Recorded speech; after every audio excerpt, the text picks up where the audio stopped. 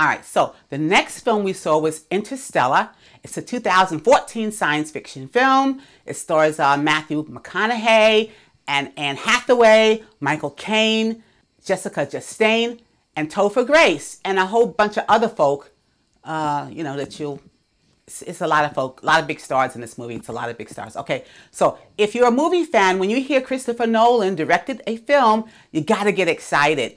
We think of 2010's Inception, Batman Begins, The Dark Knight. All right, so Interstellar is a very enjoyable film. The film begins with Matthew McConaughey. He plays Cooper, and we learn a lot about his family, this beautiful family, but he realizes he's going to have to leave his family to pilot a mission in order to save mankind. He pilots into space, but he must say goodbye to his daughter because he may not return. The first part of the film reveals a close bond between the father and daughter.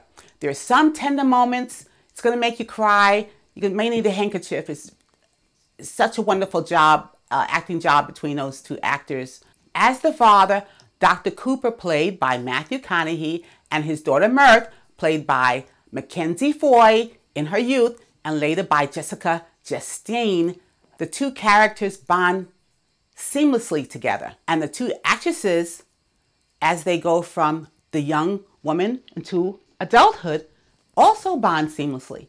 They did such a great job in making sure those two personalities were similar. Casey Affleck, Ben Affleck's brother, does make an appearance. He plays the older brother, and also Dr. Cooper's oldest son, who also suffers from his father's absence, but he acts out in a completely different way. You'll see it when you see the movie. Matt Damon plays a part. You'll see him halfway through the film. But the film uses a lot of space jargon. There's a time shift. Every hour would be like 7 years. There are wormholes, the black hole, talk of atmospheric pressure, and other space terms. There is some discord that occurs between these crew members, and that always happens when you have crew members who are isolated. Remember, they're on a long space mission. It doesn't seem that long in Earth time, but you can imagine, and they're going to be by themselves. The more important part of the story is the loved ones that the crews leave behind, okay? You're going to see more than one way in which this space journey impacts some of the crew members. The graphics are very nice. Some of the music is so brilliant, of course, you know, Hans Zimmer. However, some of the music is 70s organ chords, so that's like a little scary, kind of spooky type thing, almost horror inspired. And then there's one part that's a repeated note that sounds almost like a cell phone when an alarm is going off.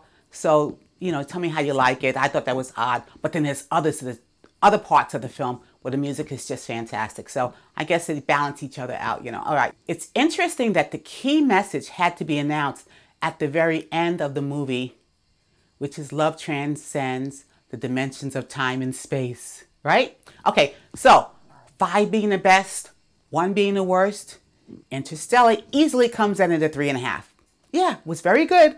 Some of you might think it's a bit long. I did see some people checking their watch. I'm not going to lie to you. Some people felt I think it was a little long.